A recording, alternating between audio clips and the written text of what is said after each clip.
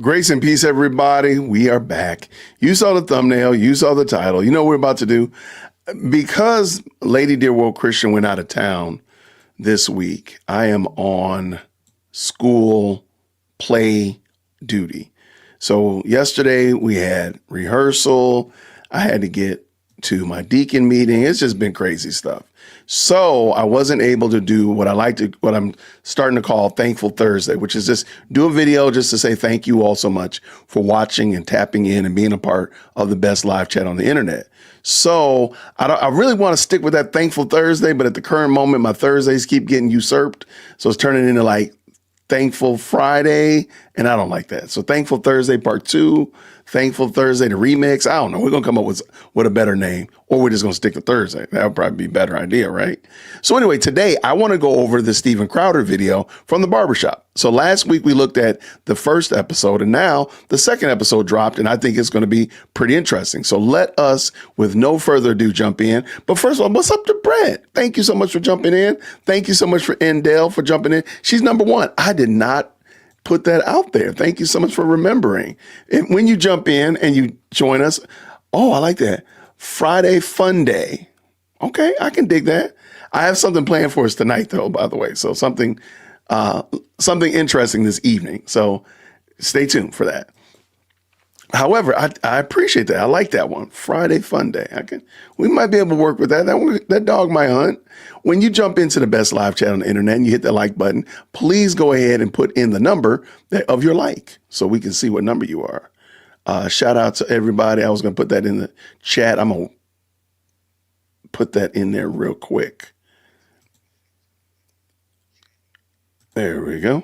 Let us go. Add that to, please put your. All right, we're going to call it the like number. I like calling it the like number when you jump into the best live chat on the internet. I appreciate y'all. Thank you so much for jumping in. All right, let's do this. So Steven Crowder has been doing this series where he's been sitting around talking with men at a barbershop, black men at a barbershop. I love it. I love it. I love it. Last week, I thought it was super great. I'll make sure I leave the link to last week's video in the chat or in the description as well. I think it was great. So I want to see how he does. I've not watched this, so we're going to be all watching this together. And I want to say thank you so much to everybody who's jumped in. What's up, Amethyst? How are you, love? Number 5 up in the building. Billy says number 7. I appreciate you for sure. Hello there, Nashville 1. Always good to see y'all. Let's go ahead. Let's add this to the chat. Let's get at it. Let's get active. You got your own areas. Then don't ask them to pay for it. And we're not because once again. Oh, so you want them to stay away but foot the bill. So you got to do that with everything else in the tax code. Now it's the boodle and nothing is it. Stay away from us but pay for us. Do you realize that guy's going to hate you? You're ignoring that other side of the coin. If we're going to do that, if we're going to give you that, then you got to go through everything and you got to give us the same thing. We're not going to pay for certain shit that we don't agree with. Can I ask you something real talk? While we're having real talk. Why do young black men fight in packs? Welcome back. As I'm sure you've noticed, race relations in America aren't exactly where we would hope they'd be in 2025. And considering the events over the past year or few, one can understand why. 22-year-old Logan Federico lived in North Carolina and was visiting friends in Columbia back in May. Authorities say her alleged killer, Alexander Dickey, entered the home that she was staying in and shot her. Investigators also say Dickey was on a crime spree before killing Logan. A Collin County grand jury indicted 18-year-old Carmelo Anthony with first-degree murder. He's accused of stabbing 17-year-old Austin Metcalf at a Frisco track meet earlier this year. Killing a Ukrainian refugee on Charlotte's Light Rail last month, being put into handcuffs. This new chilling video is one of nearly a dozen new clips now in the hands of WBTV. That's what prompted me to go back to the barbershop and start the conversation that you saw in part 1 of this video last week. Have you guys heard of the term black fatigue? And if you thought that was heated, all I have to say about part 2 today is hold on to your butts. Hold on, what I Chief, said but it's earlier, crazy. and you listen to us, is when you have a young white person going, okay, why is this happening? And people go, Black Lives Matter. And they go, well, hold on a second. I have an opinion on Black Lives Matter. They go, well, sit down, shut up. Okay, now silence is violence. And that kid goes, well, what do I do? By the way, you're on the hook for reparations, even though his father, his grandfather, his great-great-grandfather didn't own a slave, and he's still 12 times more likely to be killed by a black person the other way around. You're going to. What I'm saying is society is going to create a generation of racists. What do you say to that young white kid? What do you say to him? Stop watching. Stay off of TikTok. Stop reading stats. Stop paying attention to what these talking heads are saying, because they're leading you down the wrong path. They're leading you down a path of paranoia and conspiracy theories. What if their interactions with black people in general are quite negative? So same thing, give the same thing in reverse. What about black people who've had continuous, not only historical, but personal experiences? Yep. Where they've been at the wrong end of white people. Here's the thing. I'll tell you. And then we get told that those stories are invalid. No, you're not. Yes, we. Okay, so first of all, I am all for this type of conversation. I want this to happen more and more. I want to go to a white barbershop and see this. I want to see this type of conversation, because this is what will defuse a lot of the foolishness that we are seeing in society. People actually listening to one another. And hear me, this is very civil. So just in case you might think, oh, they're talking over each other, this is very civil. So this is exactly what we need more of. Truthfully, I think it should be live streamed. I don't think there should be any edits at all. This should be live streamed. You know, you got to take out the profanity. I got you. But this is exactly what we need. You're not. I've been personally told my story was invalid. I'll give you an example. And by the way, the only thing that keeps my heart protected from racism, by the way, the only thing that protects me from not wanting to go out and kill the person who shot Charlie Kirk, because by the way, there are two people on earth who know what it's like to sit in that chair. Me and him. And I just did it at SMU and had to have entire bulletproof glass and an army to go in and have conversations, right? So I'm a little bit pissed off about it. Also, people have tried to take my life many times. So I don't really have a whole lot of sympathy for anyone, white or black, saying, oh, must be. Yeah. You ever have someone show up at your house? You ever have someone show up at your house when your kids are sleeping with weapons being swatted? Like, we've been living through this for a long time and told you don't know what it's like. I will say this. My faith is what has protected me. My faith is what has protected my heart from becoming racist, but I've had a lot of negative interactions. That's why I'm sitting here. Wait. Hey, don't gloss over that, brother. I like that he said, my faith is what keeps me. But my only pushback on Steven Crowder, if Steven Crowder ever hears this, my only pushback is he keeps giving these very broad examples. They are in, if I'm not mistaken, they are in Kentucky. And he's talking about what happened in Utah. Who cares about that? Talk about what's literally happening in this rate, because he's got the numbers. He already understands the numbers and the statistics. Talk about what's going on right in this community, because that's going to hit at the heart of these people. That would be my only pushback. But hey, don't gloss over your faith there, Mr. Crowder. We might need a little bit more of that. Or anyone, white or black, saying, oh, must be. Yeah. You ever have someone show up at your house? That's you ever crazy. have someone show up at your house when your kids are sleeping with weapons being swatted? Like, we've been living through this for a long time and told you don't know what it's like. I will say this. My faith is what has protected me. My faith is what has protected my heart from becoming racist. But I've had a lot of negative interactions. That's why I'm sitting here. We'll have to edit this, because just the word. By the way, if you want a relaxing vacation, stay home. Don't go to. I know, but my kids love it. So I go there, okay? And I'll tell you this. You have like this magic wand thing, you run around the hotel and it opens up chests. Wow. And I'm sitting there, I'm sunken eye, and there was a black guy next to me, obviously a dad with like his daughter and his son. Come on. And I just kind of looked at him, we looked at each other in the face like, yeah, we know. This is exhausting. And I know we have a lot in common, because his wife or woman is probably in the room, because he's there with his kids by himself. I was too. But then we were there at the water slides. My kids are 3. And this happened not once, but about 4 or 5 times. And it happened 3 times with one black kid who was about 5 or 6. Shoved my son out of the way to get on the water slide. Okay? My son did nothing. Shoved him out of the way a second time, came back. My son's 2-3 years, which is a big deal at that point. And then at one point I look over, Mom, no Dad. And I just go like, hey, he's being aggressive. Okay, comes back the 3rd time. And I go, hey, hold on, you have to wait in line. You know what my son said? My son said, well, Daddy, maybe he's in a real hurry. We should let him go. That was a different interaction. That kid kept doing it to every other, and it wasn't the only one. And you know why? Because I've taught my kid, hey, you're going to have people who look different from you, and it doesn't matter. You treat them well. That kid wasn't. And I'm telling you, Hold on one second. Shout out to Steven Crowder. Like I said, Steven Crowder needs to make this thing very, very personal.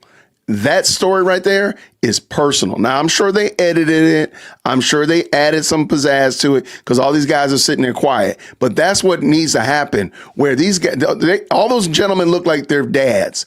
They look like their fathers to children, and they know what Steven's talking about. So this is a very, again, don't give that nebulous stuff.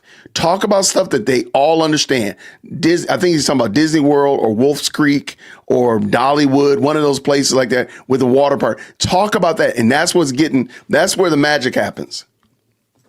along with the empirical, anecdotally, if you have a young white person who has these interactions on a regular basis, and I'd be lying to you if I said they were uncommon, while being told they need to shut up because of systemic discrimination, you're gonna create a generation of racists. I get it. But that child was poorly parented too. I agree. Running all the time. Hey Steve, that child was poorly parented. There's no way in the world that shouldn't have intervened and whipped his the first time. No. The dad did nothing, Steve? The dad wasn't There was no dad. That's to say that Mom, now I say because it's not a race thing. The dad, him and I looked and were like, dude, I get it, right? We're both tired, but here, this kid, I don't know, maybe the dad wasn't there. I think the story about the dad, Steven Crowder and the dad like connecting, I think that story got muddled up with the story about the kid that was shoving his kid. So I think, because I was kind of lost too. I understand the gentleman in the barbershop might have missed it. I didn't understand what he was doing, but it was the way he told the story was kind of muddled up. Okay. His mom didn't, and he shoved my son out of the way 3 But times. poor parenting though. Yeah. That's not We run into that all the time. That's what I was about to say. It's poor parenting everywhere. And that creates individuals that grow up to be grown up individuals. Let me give you one. And some of those individuals end up getting positions of power. So See, can I interrupt one thing real quick? Yeah. Actually, because I like the thing about choices. And you were talking about the federal By department. the way, the whitest I'm sorry. But I'm sorry, like there's a couple things. You said you ended up in and so you don't have to worry about things that people in South No, I said I've been afforded some things. afforded. Yeah. Why? How are you afforded that? You just happen to lay No, I sacrificed some things to live in. correct. Right. You made good choices. I made choices. I And when made we talk choices about that, when we talk about educational standards. but I why- also had opportunities available Sure, to me you- too sure. that some people didn't have. Of course, everyone has a different Right. lot for sure. Right. Sure. But you were talking about educational standards. Why is it that the Asian kid does 3 times to 4 times as much homework than the black kid, and the white kid does 2 Conditioning. to 3? Why? Because it's culturally, it's conditioned. Exactly. So why is it better parenting from Asians than white And then we parents? come- Why? You said what? Why is there better parenting? What he's trying to say is, you said bad parenting. Well, I said. So why is there better culturally- parenting from culturally Asians teaching- than white parents? Yeah, Correct. culturally, the educational mindset, culturally, when it all comes back among to Asians, choice.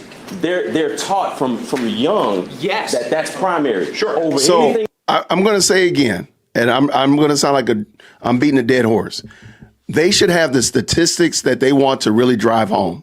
He should be able to tell him, hey, the ABC elementary school that's exactly 3.7 miles from this barbershop, their reading level is here. It's predominantly black. XYZ elementary school that's 7.3 miles away from here is predominantly another people group, and their reading levels are here. Why do you think that is? Put it in the neighborhood that really addresses them. These ethereal numbers for the nation, these ethereal numbers for everything that's going on, I don't think are useful because there's no way to ground them. When he was talking about the dad and the little kid shoving his son, everybody was feeling that thing. Everybody was feeling some kind of way about that. I think that's where he needs to stay. Like, stay personal. Get real personal. I'd even go as far to say, hey, I know that you got 3 kids. You got 2 boys and a little girl. And like drive home the point and get them in their feels and help them understand. But don't get feels like angry and calling the kids names, but get in the feels of like, I understand, like I want the best for my family. And the thing is, everybody does. Red and yellow, black and white, they want the best for their kids. And stick on that, like stay on that street of you want the best for your kids, I want the best for my kids. Why do your kids go to this school and the reading level is here? Why are you okay with that? Entertainment, Also obeying the law. how you dress, none of that matters. Up here matters. Right, Yeah, and they're I also agree. about 3 to Right. 4 times more likely to have a father in the household than a black. That too, that too. Why is this disproportionately affecting this one community? Because I have a question because I actually have, like, my uncle, my aunt's married to a black dude, one of the most accomplishment of all time. Helicopter pilot, National Park Ranger, served his country, has a Ferrari in the driveway, right? He wears, crew socks so we can forgive him for some things. But my whole life I've had this great black role model in my life. But then I try to. I have to admit, the way this guy is dressing is very distracting. I don't understand what this dress, I don't understand this outfit. I'm not mad at him. He might look at me and be like, what are you talking about, Jason? I don't get this outfit. Ask questions, and I have a hard time asking because I don't want to upset that relationship. You're being responsible with your words. So I want to ask now, we Doesn't talk. help that you look like you're in the Third Reich. Right. I'm gonna take the hat off. But then if you talk about there's no power. Well, we were talking about Charlotte, and you said the black activist judge. Well, in Charlotte, it's not just the black activist judge; it's the DA that's black that instituted those policies. It's a black mayor. So could we at least agree before the civil rights movement and now, do blacks have more or less institutional power? There's been some bad and some good that came We have along less with the civil institutional rights power, movement. but you know, Before the civil rights but you know what we don't have? Well, We, No, we're as more. a community, we don't have the unity. Well, here's the problem we Well, have. see- So the last thing I want to ask, They're gonna do it to I them. want to ask you a question before you say the last thing. It kind of all throws together, and I'll just let you go. Okay, go ahead. Why was the black community one of the fastest growing economic demographics in the country? Why were there tons of fathers in the household? Black people were becoming great role models and integrating into society naturally. And now it's substantially worse You know why it's than worse? it was before Martin Luther King. You know why it's worse? Yeah. Because of the fact that and I'm gonna say this openly because I can't get into the specifics, but I work for an entity that I was flabbergasted to learn this. All right, and what we do is we provide Medicaid, right? And this is a former campaign I worked on, and I was awestruck when I would have white females that would call, and they would call on behalf of their entire family, which included the husband, right? So many people say, well, the welfare queen is having more children because she gets more food stamps. Well, here's how it really works, and I can tell you this from firsthand knowledge, right? Let's say I've got a household of a wife and a husband, and I've got 4 kids. That household can earn up to $6,900, right? And here's what happens. Even if the husband is in the household, many times they're self-employed. So, of course, you can skew the numbers any way you want. And you and your family will continue to get full health care. A black mother is always told if there's a man in the house, number one, then it's a no-go, okay? Look at the Section 8 Housing Authority. Now, here's what happened. I don't know where this guy's going. I agree with everything you're saying. Yeah, what caused the problem in That was the Black mob America, syndrome. what caused the problem in Black America is the fact that when the father became absent in the home, right? When he became absent in the home, it left the mothers to bear the brunt. So to answer your question, do we have more influence in some areas? Perhaps, but ask yourself this. Do we have more influence economically? Because if you go back and you look, prior to the civil rights movement, let me tell you something right now. You had more black carpenters and tradesmen all over the place. Overwhelming. Yeah, that's right. But the problem is, again, if you agree with that, then you'll agree with the fact that if it had not been for the change in the systemic dynamics, that black men would still be in the home or what have you. Right, And the so black it's family would almost still like be doing it. federal government policy has not been instituted to help black people ever, but really to make them dependents of the state when they were doing just damn fine without the federal government that you want in more people's lives. The only reason why It's almost like I almost got to say it, man. I think the lumberjack, the metrosexual lumberjack, and the blind man right here in the bowling shirt, I don't think either of them are making sense. I am not understanding. I'm wondering, do I need to go get some coffee or something? Because I don't get what they're talking about. Reparations would be the same thing. My question to that is, why is that a problem for white America? And we were Because already... it's one country.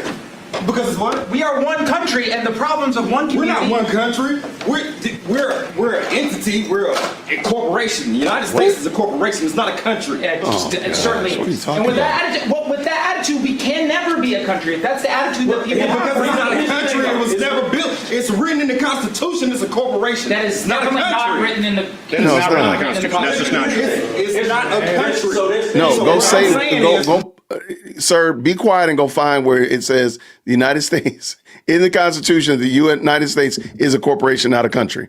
Please go find that. Don't say anything until you come back with your homework. I'm sorry, sir. That's just crazy. I don't get where they. A lone ginger lumberjack is crazy. I don't get what they're. I don't get. We can talk about some very macro topics, and there are a lot of hot button topics that are nationwide, have nationwide implications.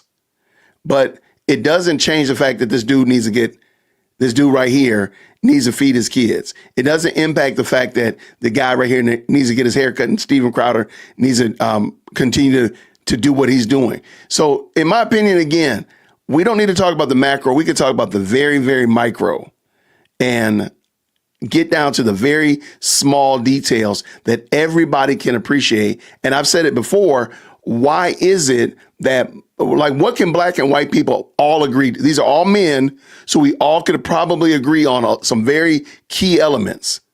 Some very key elements. Just listen to these guys. They probably all agree on a lot of stuff. And talk about the things that we agree on and what can we do to work together to make those things happen. Rather than these going back and fixing the civil rights movement, going back and arguing about reparations, because those things, you're not going to fix them and they're not going to change. But we can fix and change the fact that, you know what, we need to get together and work to build these schools up around us, because that's what ultimately is going to help our community. But we were black people in our own communities thriving, like you said, doing our own thing. Yeah. Why was that a problem for white America? We were doing our own thing. That was us. We Why did y'all that. come and burn down the Wall Street, Black Wall Street? Oh my gosh. We had our thing going. Why is it an issue when we have our own thing going and we're minding our business? White America comes in and figure out a reason to, oh, that's wrong. Y'all are doing something wrong. That's not by the code. That's not by the rules. No one here's trying to justify clear racist policies of the past or racism of the past. Of course that existed. No one was arguing that. Here's the thing. We're not arguing. It sounds like you're saying that you would want racial segregation. I don't want racial segregation. We asked for equality. We didn't get that. But you're saying your own community doing your own thing. Do our own thing. Are you saying that we should be separate communities? That's what I'm asking. Are you saying we should be separate white and black communities? That's what it sounds like a little bit. Separation may be the answer. Okay. I appreciate your honesty. I appreciate your honesty. Yeah, separation could be the answer. But if a white person says that, is it racist? No, it's not. Okay. But I think that's fair. But if you're saying it in a narrative that we're a threat to you guys, so that's why we want to be separate. But you just said that white people are a threat to black people. That's what you just said. So why can't white people say it? And I don't think I didn't say that. I said you guys find a problem with everything that we do. If separation is the answer, yeah, reparations, come on with it. See, that's why I don't think this needs to be a. Steven Crowder does not have the ability to resolve all white people issues, nor do these black people have the ability. They've not been knighted to resolve all black people issues. They can, however, address the issues of this community that they're in. And again, that's all I'm going to say, that I would, if I could ask Steven Crowder to do something different, because this is fantastic. It's still 9 out of 10. Or recommend, as my daughter likes to say. I still recommend it. I'm just saying, like, talk about the problems in this community. Talk about what's going on in this community and why and how and what needs to happen in order to resolve those things and add value to this community. Because that's ultimately the problem. Because really, these people don't care about reparations. These people really don't care about the civil rights movement. They care about taking care of their families. And that's it. So let's keep it going. Who gets the reparations? The whole black American descendants of slavery. The people that have been wrong for so many years. America. The government. I like the dude in the blue. He looking like, what you talking about? Ukraine. The ginger jack is crazy. You don't have to tell me twice. Yeah, I agree with you. I agree with you. Like, why are we paying that? Right, so I agree with you. How about we pay none of it and let people make their own decisions? Money would just go back to reparations. That's the system. To answer the question of who should pay, Yeah. the federal government should be on the hook for some of that. Why? But every single company that benefited from chattel slavery, all the insurance companies, all the freight companies, all of those companies that existed then, that still exist now in some name, shape, or form, they should have to pay into that because they all profited for it. Just think about this. Yep. You insured a slave. When you bought a slave, you got insurance on that slave. That insurance company made money off of that. And they built up into What percentage of the workforce in the United States do you think were actually slaves here in this country? Because that might. I don't know what the percentage was, but I know all the hard work. I know who did all the hard work. No. I know you know who what? did. I You know just said who the worked railroads. 7 You just said the railroads. Why aren't the Chinese immigrants asking for reparations? Because they've already been gifted what they were going to give. You did what? We did it for. You did it full? No, The Chinese built the railroads. The Chinese were slaves. They built the railroads. We did that for them. No. The Chinese were the majority of the slaves building railroads. Now, on They the didn't get railroad, reparations. They don't want it. Well, I tell you what. Next time we'll have you a Chinese dude in here so you can ask him that. I don't get. I'm talking about black people. Can you guys deal with the I'm talking straight about hair like black that? people. Yeah, actually, yeah. That's another misconception that we get all the time too. We can cut any kind of hair, but we're talking about what black people. Hold on. We're talking about where the money's supposed to come from. It's companies that are $1 trillion, $1 billion companies. Again, I know a lot of people don't like this, but the reparation argument is specious, man. It's a wasted argument. If we can have, again, this man right here is talking about reparations. Arguing about reparations, whether it's facts are true or false, is not the argument that I'm making. What I am saying, however, is I'm assuming he's a dad. And I guarantee you there's some pain point that he has as a father, a husband, a dad, a man that everybody in that room all shares. Every last one of them. We don't need to argue about who built railroads and who worked the hardest and whether or not slaves were insured, which I'd never heard that before, but it might be true. I don't know. What I am saying, however, is stick with the stuff that really matters to this community, because that doesn't matter. It doesn't matter. Reparations isn't the issue. The issue is reading levels. The issue is economic literacy. Those are some real valuable issues. This man owns a barbershop and it looks like it's thriving. What did you do to make a thriving business in this area when the average business does XYZ? The average business closes in XYZ. That's kind of stuff that needs to happen, needs to talk about. And I think that would be much more fruitful than this, because reparations is just a silly discussion. That started in the 1600s, 1700s, that are still around, and they benefited and profited immensely from that. What if it's a company that never had slaves? That. Should they pay reparations? No, not that the company had slaves, but we had companies that insured slaves. You had companies that transported slaves. But what if it's a company that did none of it? Should they pay? No, if they didn't have anything to do with chattel slavery, no, they Right. shouldn't. Neither but did the I. companies that should. But let me say this. But your I mean, grandfather, but you understand the point? But if your grandfather was here in the United States, I don't know. You said you from Canada. I don't know. We not worried about it. We worried about the people. What if that your were here. grandfather was a slave owner and mine wasn't? My grandfather was. What if he was? But my point is, what if he was? Because my grandfather was a sharecropper in Plaquemine, Louisiana, in a little small town called Bayagula. So he was 2 generations removed from slavery. So I know I have a root in slavery. Okay. Somebody What if owned I my have no root in great-grandfather. What if I have no root in slavery? Well, you don't. Okay, again, I think this slavery argument, reparation argument, in the year of our Lord 2025, we don't need to have that argument, because this gentleman, he conveniently went back to if a company transported slaves. Why did he not say, hey, the people that captured the slaves, the people that brought the slaves to the slave owners? Because please understand, Captain Blonde Hair Man was not going into Africa and securing slaves. He didn't do that. So why don't you just carry it all the way out to the full logical conclusion? The people that actually captured the slaves. Go ahead and take it all the way out. But he seemed to have stopped there, I think, because he knows where that would go. You don't owe anything. Your grandfather, if your grandfather from Canada, he wasn't down here owning slaves. Okay, I'm just trying to. So then people who didn't own, we don't pay reparations. He owe money. Here's what I'm telling you, though. Hold on a second. Here's what I'm telling you.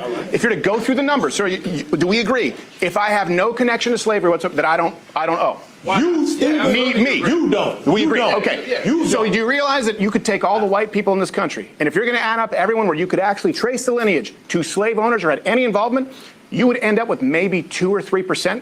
2 or 3% of white people in this country. There go them numbers. There go them numbers. You throw out. There go them numbers. There go them. Most of us have nothing. Somebody did it. Somebody did. Yeah, and somebody Africans sold them into slavery. Somebody owed. It's still going on right now. Somebody owed. There are more slaves on earth right now than ever. Did you know that? Hey, let me ask you a question. Let me ask you a question. We're not gonna really get to the heart of it. Let me ask you this: are you aware of what's going on with McDonald's right now? McDonald's the company? Yeah, McDonald's the company. I'm aware they can't get my fillet of fish right anytime I fucking go. Let me tell you what's really happening. I got a friend of mine who currently has 5 McDonald's locations, right?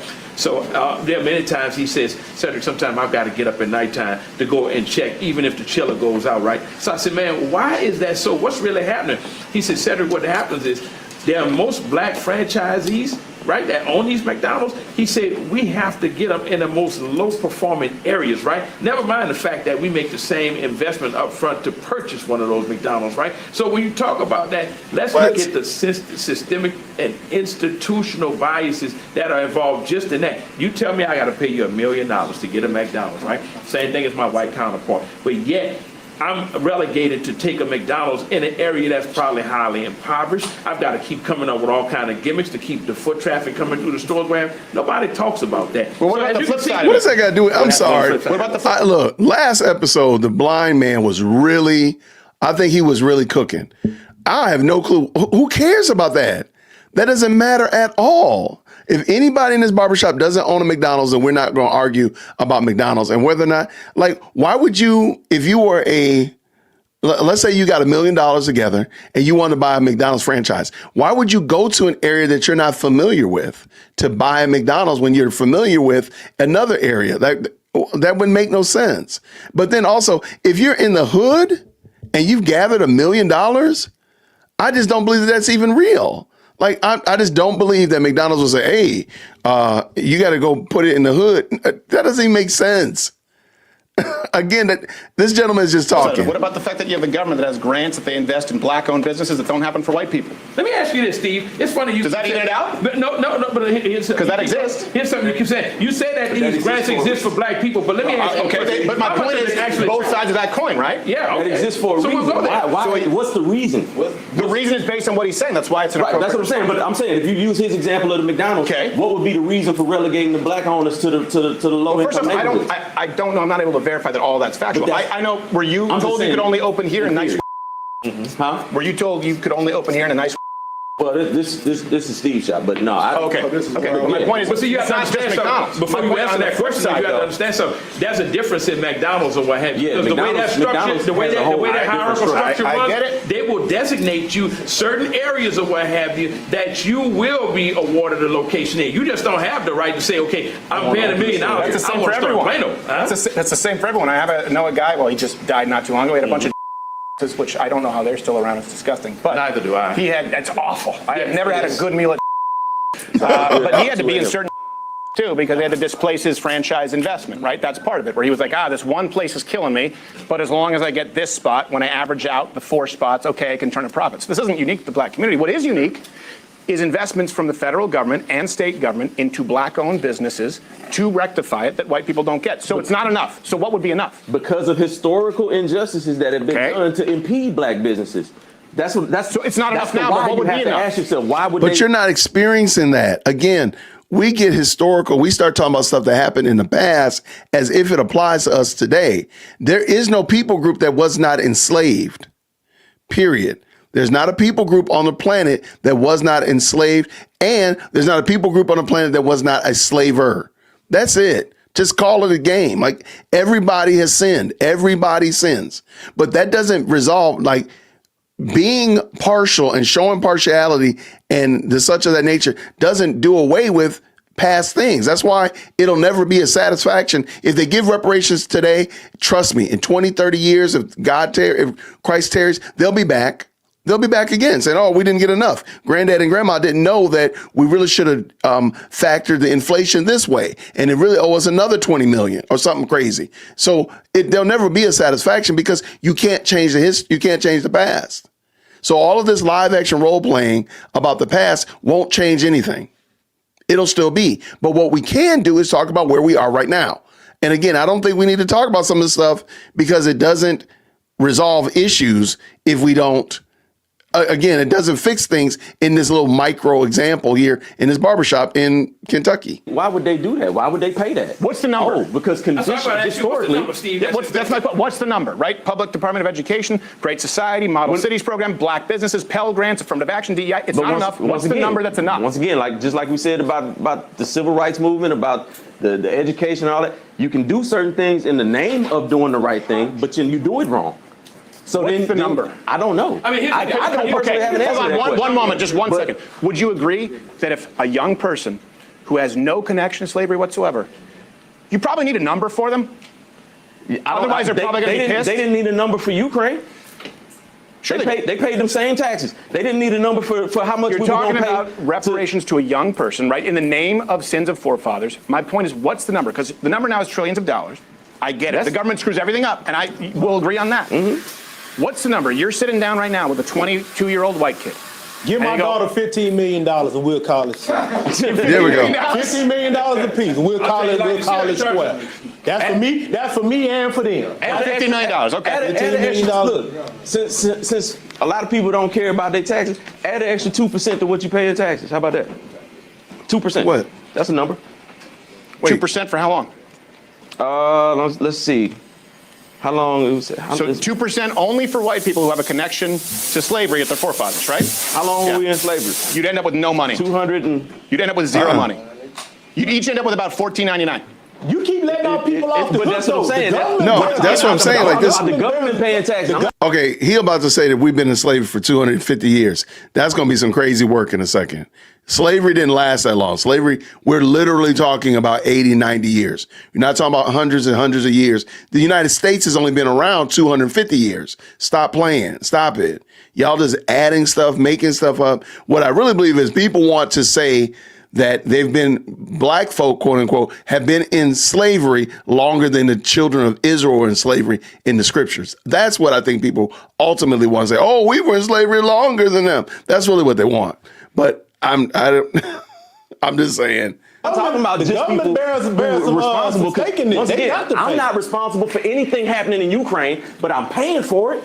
I agree. So I agree. why should that rationale not transfer to this? Because it's rationale. It's Right. not when the, It's crap. when the- it's not when the United States is the people who perpetrate. Well, that's why I need to ask the number, That's the because if you're point. talking about more than $15 per black if we're person, gonna be a part you're of talking the- about trillions of dollars. Right, but if we're going to be a part of the same And country, 2% like wouldn't Lane cover said, it. we're going to all be a part and members Yeah. of the same country. Well, we have to take on what comes with that. What comes with that is historically, every time like Chris said earlier, every time black people have achieved en masse, it's been torn down. No, it hasn't. That's not true. And then you get to a point Unless you're where talking about the riots, yeah. Then you get to a point where you're like, I guarantee you, if you ask him to explain Black Wall Street and ask him, was it ever rebuilt? I bet you he'll say that it wasn't. And the problem is it was. See, that's what I'm saying. We need to get out of history because these people are not, they're just giving TikTok psychobabble. Stop it. Stop it. Give me the fact. You can drop me the fact, dearwokec@gmail.com. And if I'm wrong, Michael, show me the evidence. If I'm wrong, then I will apologize and I'll make the correction. I can mention there's several black communities that's under lakes. There's one that's under Central Park in New York. Like, there's plenty. But my point is, then you get to a point where you say, okay, we're going to do this in the interest of justice. But then redlining and all that stuff happens. And then the prison industrial complex. Oh, my all that gosh. stuff that happens that adds to the wrong of it, it gets mixed I in get and what say, you're well, saying. yeah, we tried, and you should just be happy Here's with the problem. What you just said, it was the rhetoric and the reasoning behind catch and release, doing away with the three-strike policy. You point to New York. You got a black mayor and crime got worse. Because he's a criminal. And because you got 30 million people But living you in got a white guy before him. He was grabbing every guinea intern. And probably the white guy that put him in his spot. Okay, so it's worse. In other words, it's worse, right? Mm-hmm. Because of the prison industrial complex. That's why that guy was out 14 times. But I'm saying that's why George Floyd was also out why 9 times. that's So also how do why you have and less now it's a fathers. 12 That's times murder that's rate. why you have less fathers in the I'm home. gonna use this. Redlining and the prison industrial complex is the two main caveats to less fathers in the home. We've done the No. opposite Black of the prison communities. industrial complex. No. Violent offenders are being released. No, that's not true at all. Because I guarantee you, if we did a poll of everybody in this room, how many of them have kids outside of their families, outside of their home, or not married to their child's mom, No, that's not going to work.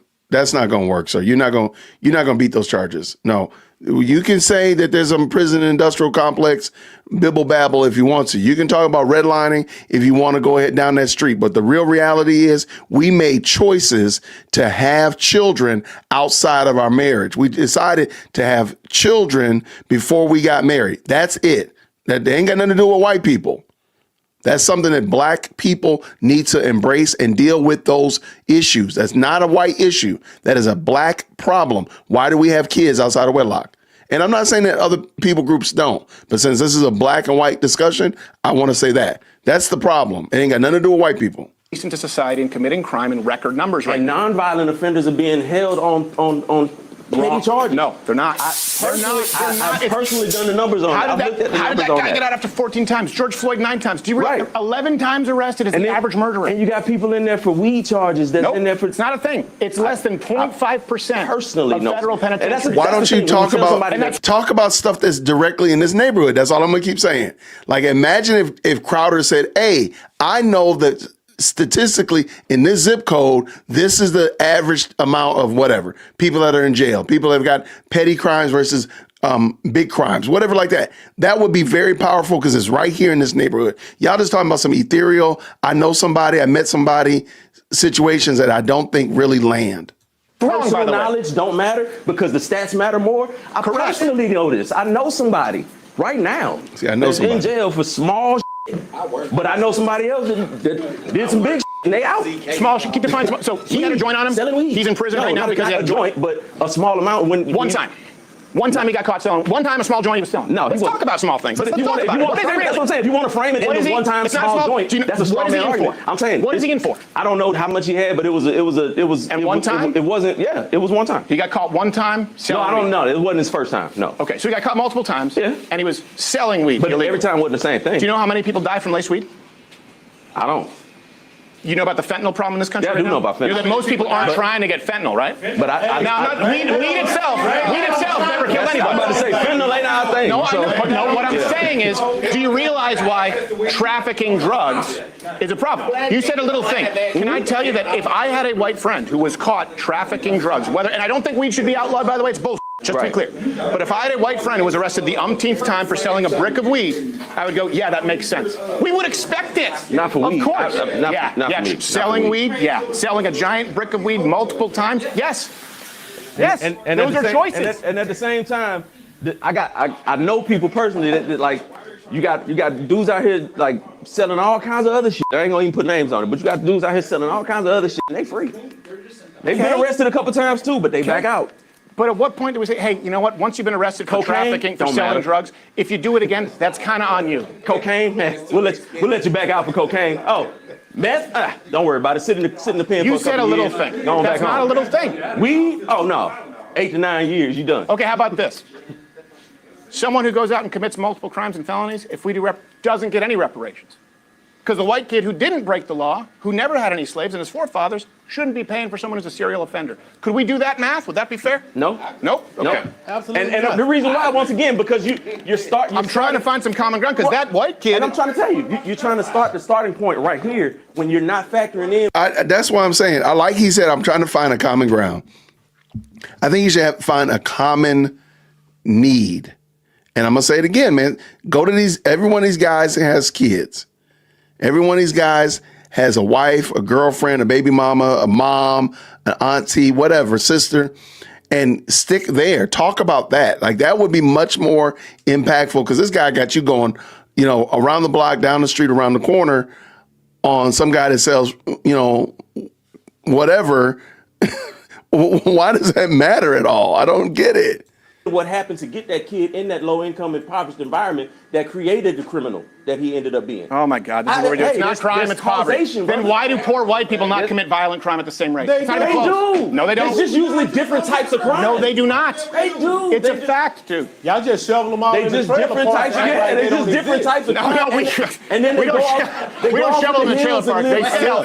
They go off in the hills and live amongst the rest of the toothless hillbillies, but they do. don't hear it. That's just We're ignorant. talking about statistical realities. There's no cameras over The there. young white male, when the young white male is the real threat to America as it stands. You know what? You're right. I agree. You're right about that.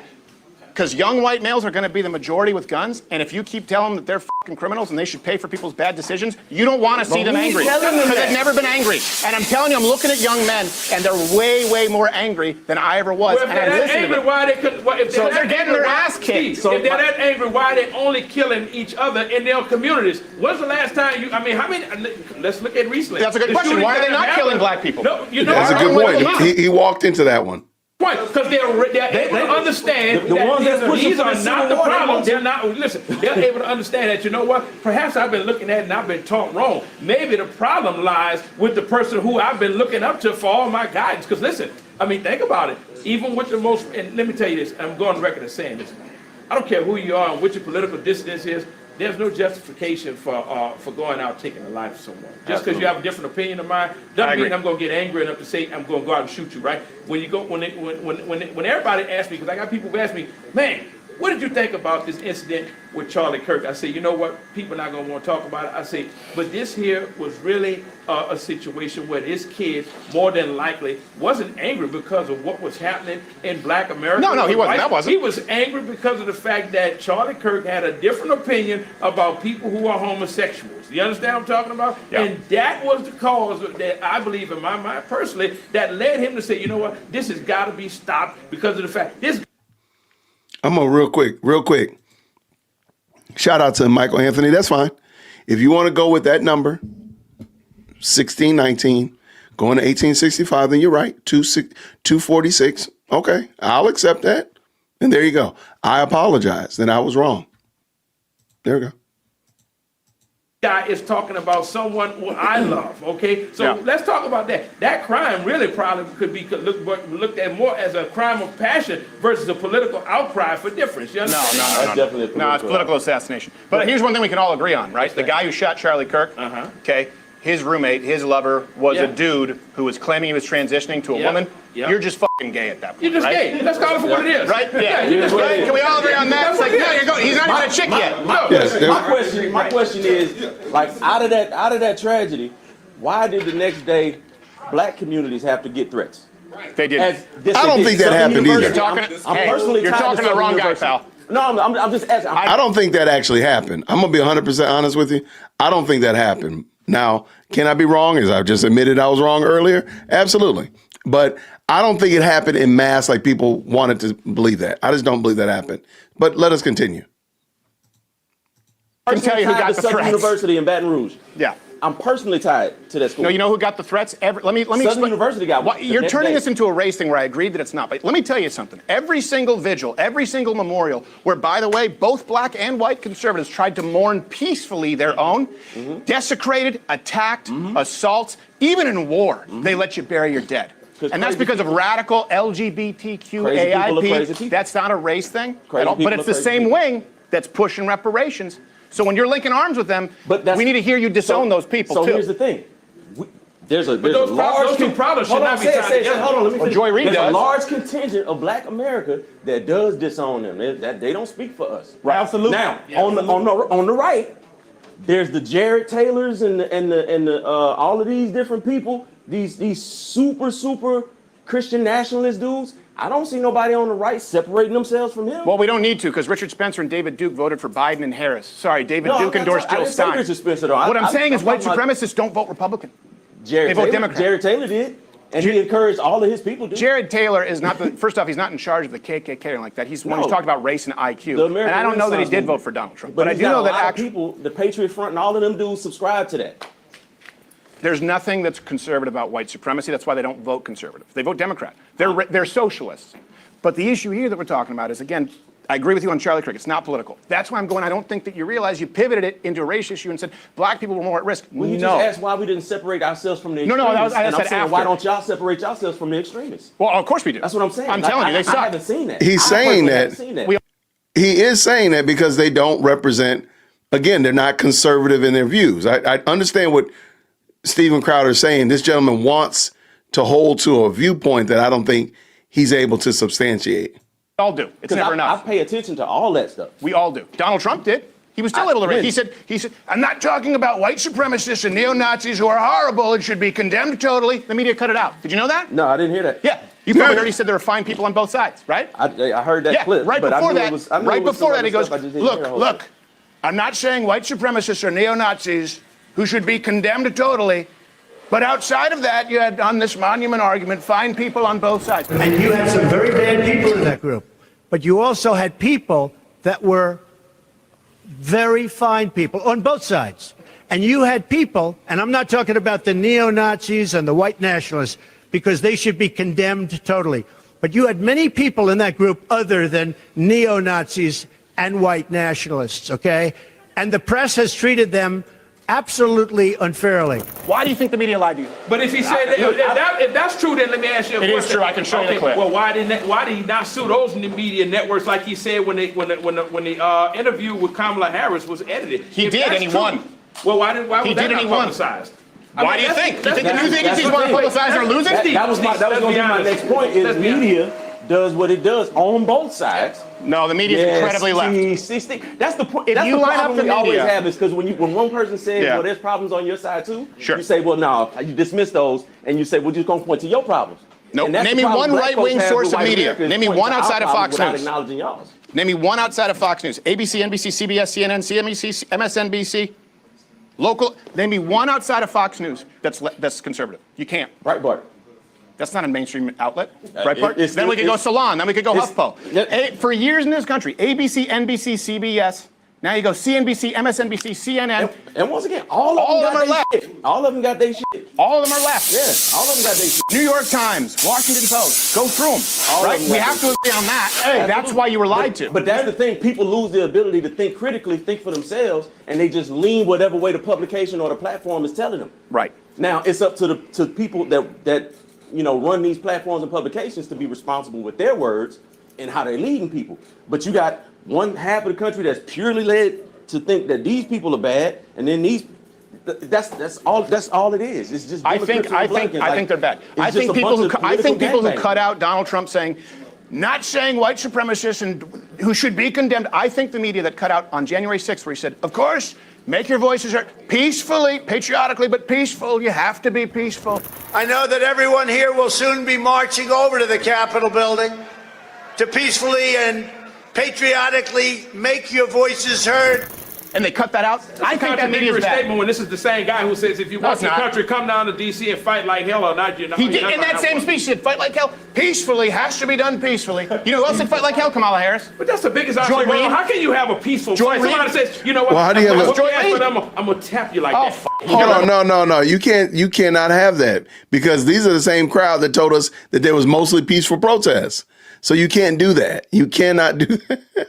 This guy is wild. We're gonna act like fight like hell is an expression. Oh, come on, you're smarter than that. Fight like hell is an expression. Joy Reid uses it. Kamala Harris uses it. Biden uses it. Barack Obama used it. Every single one. It's Let me only ask you a attributed as question, violence to Steve. Donald Trump. That's bullshit. All of those platforms, networks that you and Travis just so eloquently exchanged. Mine was not eloquent. How many of those are ran by black people? None of them. We don't control shit. Once again, why we always get the blame for everything? We don't control nothing. What percentage of commentators? What percentage of commentators are black? I don't know. I don't watch mainstream. It's about 25. It's about 25%, despite being 12% of the population. But they still working on a platform that is not controlled or ran by black people. So we don't discriminate. So when you lay out responsibility, is Van Jones not black? Joy Reid not black? He black. Sonny Hostin not black? Black, yes. They're allowed to express their opinion. Is he on the Van Jones network? Is Van Jones Joy on the Reid's Van numbers Jones were dog network? shit. That's why she got fired. Is Just he like on Jimmy the Kimmel. Van Jones network? So No, now he's Jimmy not. Kimmel's numbers are bullshit, but nevertheless, though, you had a national outcry where ABC had to retract and bring him back. I mean, Someone from the left also shot up an ABC affiliate. affiliate. Huh? Someone from the left also shot up an ABC affiliate, so that was a big deal. See, again, Steve, we can go backward and forward all day. The broader context is the fact that, you know what? There is a part of white America that needs to acknowledge the fact that, look, even if reparations is not going to happen, because we damn well know it's not, right? At least stop preventing us from moving forward. Listen, do you know? I don't know how we are. Do you know right now, in the venture capitalist world? Hold on. First of all, they are in Dallas. I don't know where I got Kentucky from. I just made Kentucky up. They're actually in Dallas. But this gentleman is saying they are impeding us from being successful. I got to back up on Ray Charles real quick. I got to back up just a smidgen. But he immediately jumps to something that is completely out of pocket. Watch this. Retract and bring it back. I mean, someone from the left also shot up an ABC affiliate. Huh? Someone from the left also shot up an ABC affiliate, so that was a big deal. See, again, Steve, we can go backward and forward all day. The broader context is the fact that, you know what? There is a part of white America that needs to acknowledge the fact that, look, even if reparations is not going to happen, because we damn well know it's not, right? At least stop preventing us from moving forward. Listen, do you know? I don't know how we are. Do you know right now, in the venture capitalist world, 97.3% of their money, their lending, goes to actual white firms. Now, there was a movement in Georgia where these women were given $20,000 to other women contestants because they had a little small minority component over there, right? That went to court, and they said you cannot do that because it is discrimination, but nobody ever challenged the VC, okay? So you explain to me, now again, we're within our own trying to build up one another, and you turn around and say it's discrimination. See, it's funny how there's an outcry whenever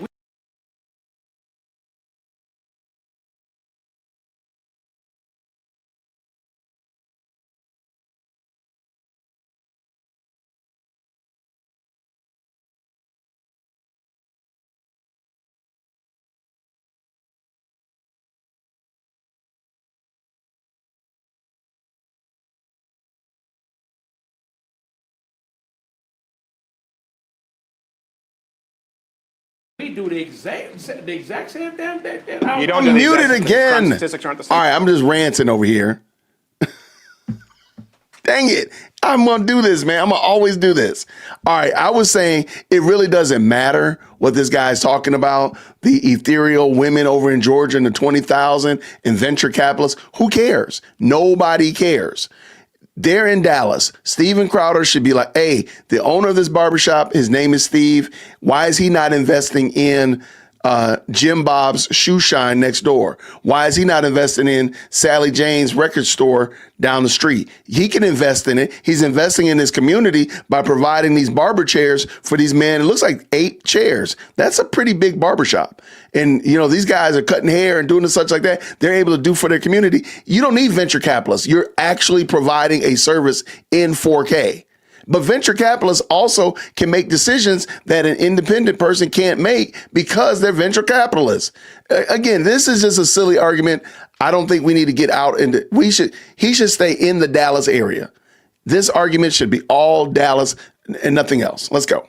But you're talking crime. Because you know what what I'm talking about? No, but what I'm talking about is there are young white kids who don't get good breaks either, right? They have some tough breaks and they don't commit crime in record fucking numbers. And blaming them for this country. There's a lot of black people that don't commit crime. Amen. I don't commit crime. There's most of them. Most of them. Most black people don't. But a young white kid is 12 times as likely to be murdered by a black male than the other way around. In other words, white people, like you said, we're not going in killing black people.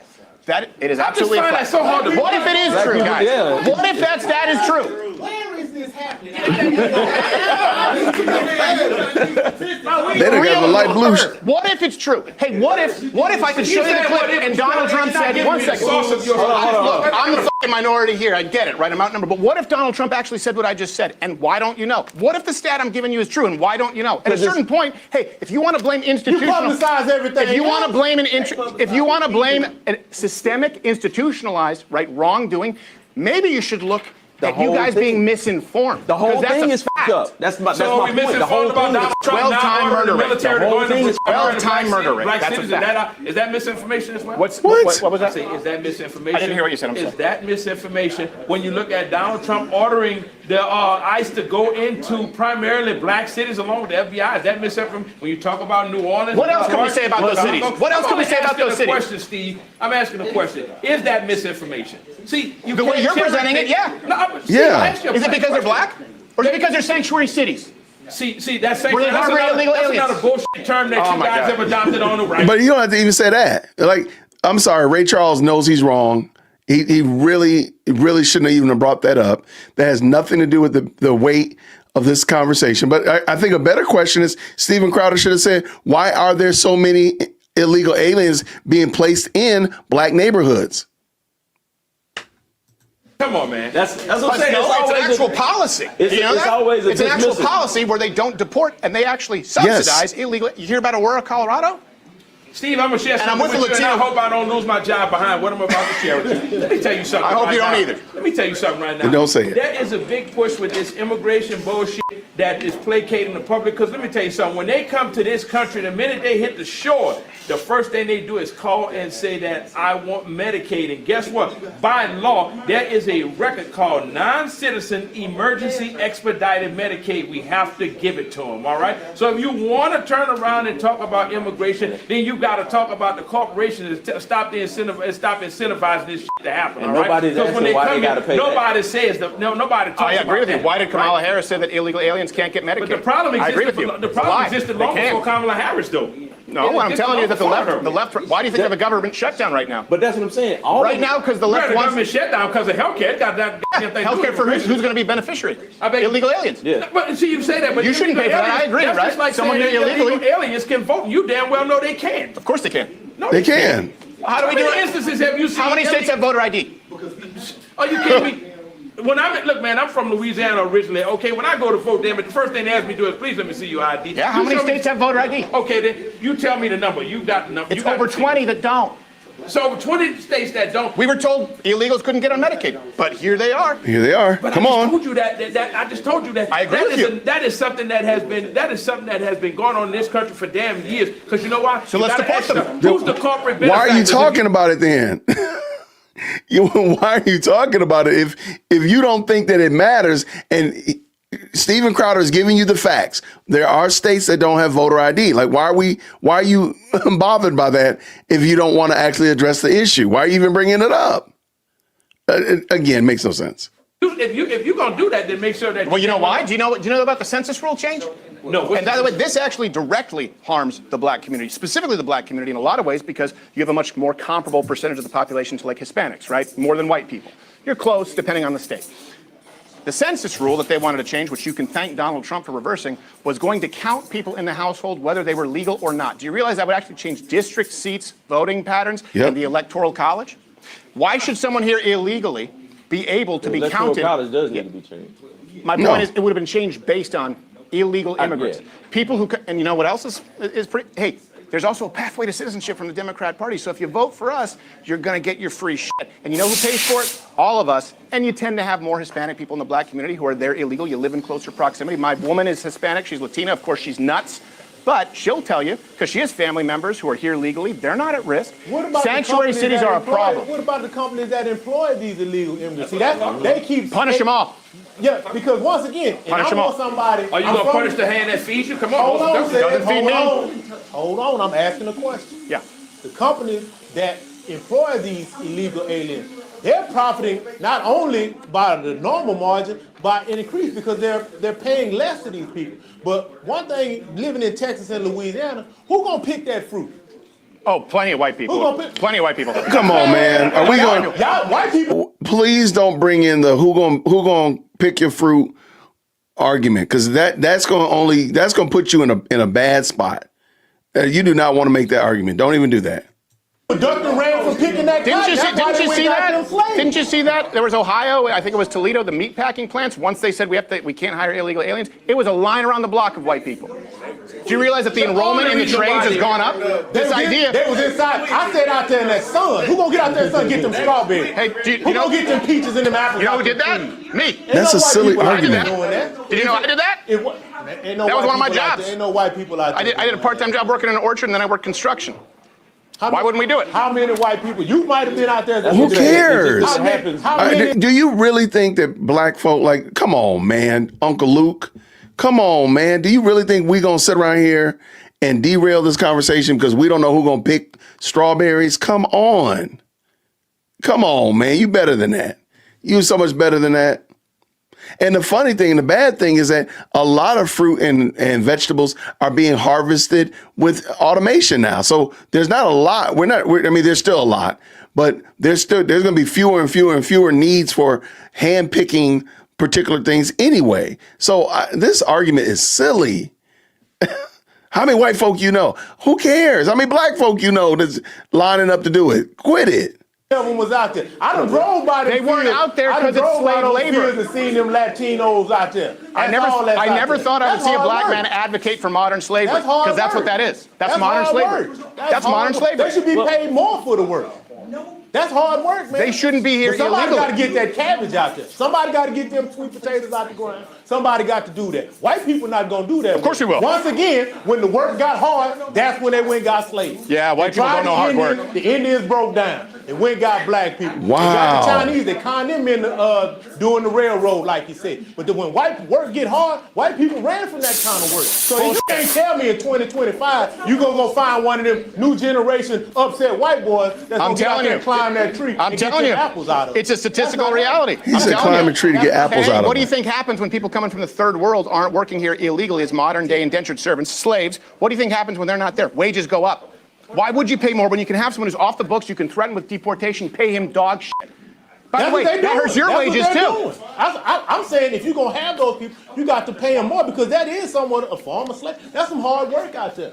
That's some hard work out there. But the companies that employ the Tropicanas, the Del Montes, the Libby's, all those companies that get the people, somebody got to get them green beans. All those companies are profiting from that cheap labor. Somebody got to pay. So if they're profiting from that, I agree. Those are the companies that need to be punished. They should be punished, and the government that incentivizes it should be punished. Whoever government is incentivizing it because they're stealing food from your kid's mouth. The borders we can agree on that. Hopefully, I'm all with that. But if you gonna let them in here and somebody gonna profit off of it, make them folks have to spit that bread out. Because if you punishing somebody, if you making that kind of profit off that illegal labor, you got to make it so punitive that I don't need to get that illegal labor because it's killing our profit. But if we apply it, and I agree with you, punish them, right? I agree with you 100%. Wouldn't we also apply it to sanctuary cities that have harbored illegal aliens and prevented the deportation? By the way, you know Barack Obama deported. Sanctuary city, that's a city where you can come if you're an illegal alien. And they will protect you from deportation. Yeah, I don't understand that. Exactly. That's why I was born here, so I don't give a damn about nobody that's illegally over here. If you ain't supposed to be over here. See, that's what I'm saying. Like, they should, again, I like Steven Crowder in this. I think this is a great conversation. I'm all for it. Hat tip for all of it. I think it could be better by just sticking with what matters inside this barbershop. This barbershop is the nation of the barbershop, and just fix the problems in the barbershop. There's a lot of stuff, man, that these men, issues that these men have, that if you just stuck with that, you would get so much more mileage out of it. You got these cats over here talking about reparations, fair trade, tariffs, all that kind of stuff like that. And some of them, no, we don't need to fix that. We need to fix the fact that your schools right here in this area are trash. How about that? Your schools are garbage. There you go. That's what we need to talk about. You got to deal with it. I agree. You got to deal with it. I agree, and anyone who's sponsored it should be punished. My kids was born here. My mom and my daddy was born here. My grandparents was born here. And so we here. So if you're not supposed to be here and you don't go through the legal channel, you got to deal with the consequences of that. Yep. Yeah, no, I agree. I'm not here for harboring nobody. I am for legally having a path to citizenship. There is that though. Legal immigration is different. Yeah. I agree. Legal immigration is different. And by the way, it shouldn't be easy. It shouldn't be easy. You should have to pass it is. See, you got to contribute. Once again, I agree. Once again, if I just went to Montreal. If I wanted to move to Montreal, I'd have to do some shit. Oh yeah. It'd take like 3 years for me to officially become a citizen. And there's a lot of stuff that I had to do in them 3 years. Yeah. To prove to them that I'm worthy of citizenship. Well, it's even worse when people hear. This is why I say people don't realize that America is actually they provide more opportunities than any other country. You don't get assurance maladie in Quebec unless you've been employed and paying taxes. I think unless they changed it, I haven't been there since 2004, 3 years. So in other words, you do not receive anything comparable to EBT, SNAP, any of that, unless you're a tax-paying citizen with a record. They don't let people come there, white or black. Also, they are way more racist than America. People don't realize that. French Canadians, Gotcha. They're super racist. And the reason, my experience has been that Americans are the least racist people of all the countries. That includes Europe, that includes Canada. People think Canada's awesome, but French Canadians hate the Haitians because it's a French colony. They hate the Vietnamese. They're just awful. That's what I was about to say. It's different pockets that they hate. They don't hate us, Americans. Yeah, they don't like Americans. I didn't experience that. Yeah, they talk behind your back. I experienced them. Well, that may And it's bullshit, too. They're jealous. They're jealous. But they don't do that here, too. Yeah. So, No, I know. Yeah, no. Canada's a silly place where, again, it's bigger than the United States with a tenth of the population, and it doesn't have the same kind of diversity that we have here. I mean, when people point to Norway or these countries that have giant social safety nets, it's like take the population of Rhode Island. Hey, and I'm sure you could probably make it work better too if it was 100% black or 100% Nordic. When you have a cultural common ground, it's easier, right? We have a lot more pockets in this country than in places like Canada. It's a beautiful city to visit, though. I highly recommend it. To live there is awful. You want to pay 52% income tax and 14%. What was sales tax when you went? 14%? yeah, sales taxes. You know what's crazy about Something like it? that. You're taxed on tax. So you have a bill, they tax 7%, total it, and then tax another 7%. I was about to say, they came and got some more money after we got back. Yeah, that's socialism Yeah. in Quebec. And I mean, I've buried relatives from their socialized health care. Which is why we need to fight harder to preserve this country versus, because see, we keep going back because of our ethnic differences and our beliefs and what have you. We can never move forward. And right now, we are in the fight of our life as Americans. Because let me tell you something right now. There's a huge push to supplant that damn dollar. And if you think that dollar doesn't mean nothing, you watch what happens when it loses that reserve currency status. You'll see what it's like to have a goddamn currency that's worth nothing. Yeah. Okay, so we've got to we really got to reevaluate. Listen, we're not going to ever agree on every goddamn thing, but the one thing we got to agree on is that we are Americans, and to the rest of the world, whether you're black, white, Republican, Democrat, Independent, or what have you, you know what? They still see you as American. All right. So since we're one and the same, let's figure out what we need to do to address the real goddamn problems. You know. Now, as far as it goes for the young white male, I can't speak on his frustration. I simply hope that, you know what, we don't repeat the damn mistakes of the past, because look where it's gotten us after all these hundreds of years. We got to move forward. Yeah, I agree. I'm not asking you to speak for them. I'm asking you guys to consider listening. Sure. Because they're at a point where I don't know if you know this. A lot of young white dudes have had some pretty fucking tough breaks and no advantages, and they grew up in an era. No. Look, everyone has it. Everyone has it. Nothing about no poor disenfranchised. But that's the disconnect, man. Ain't nobody trying to hear that, man. Because that's real talk. That's real talk. Well, real talk. 12 times the murder rate. You don't want to believe it? Fine. I don't. And that kid's not going to want to pay and reparations. You know what else on top of that? Yeah. I ain't scared. So you can throw them threats out there all you want. I know you're not scared. About what the young white man might do. I know you're not scared because you're 12 times less likely to be the victim of a violent crime from a white person than he is of you. That's a fact. No, I'm 12 times more likely to defend myself against some bullshit. So if the young white boy come with that bullshit, I'm gonna meet that bullshit with some bullshit. A lot of white people going into black neighborhoods. That's what I'm saying. A lot of white boys going into black neighborhoods around. And ain't nobody playing. Understand? But I think that's. What you guys, come on, let's real talk.